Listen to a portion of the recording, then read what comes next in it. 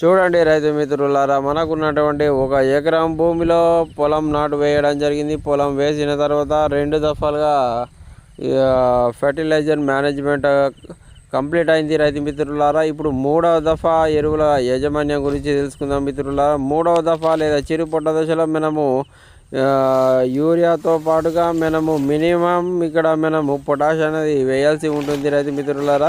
ఇక్కడ పొటాషియం వచ్చేసి మనము ఇఫ్కో కంపెనీ వారి న్యాచురల్ కేను తీసుకురావడం జరిగింది. ఇఫ్కో కంపెనీ న్యాచురల్ కే పొటాషియం అనేది తీసుకున్నాము. ఇది పొటాషియం K2O రూపంలో ఉంటుంది.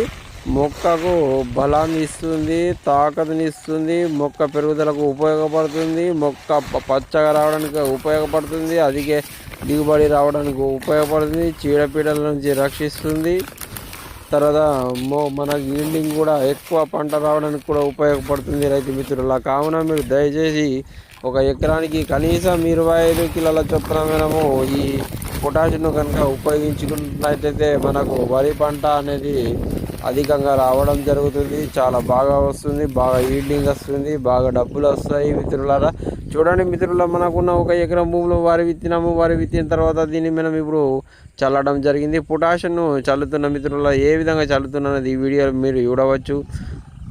మినిమం మనం 25 కిలోల చొప్పున పొటాషియం చల్లాల్సి ఉంటుంది రైతు మిత్రులారా. మీరు మన ఛానల్ కనుక మొదటిసారి కనుక చూసినట్లయితే నా ఛానల్ మీరు లైక్ చేయండి, షేర్ చేయండి, సబ్స్క్రైబ్ చేయండి. అదేవిధంగా ప్రతి ఒక్కరికి వీడియో వెళ్ళేటట్లు మన ఛానల్కు లైక్ చేయండి, వీడియోను సబ్స్క్రైబ్ చేయండి, లైక్ చేయండి video. Please like, share and subscribe to my YouTube channel please.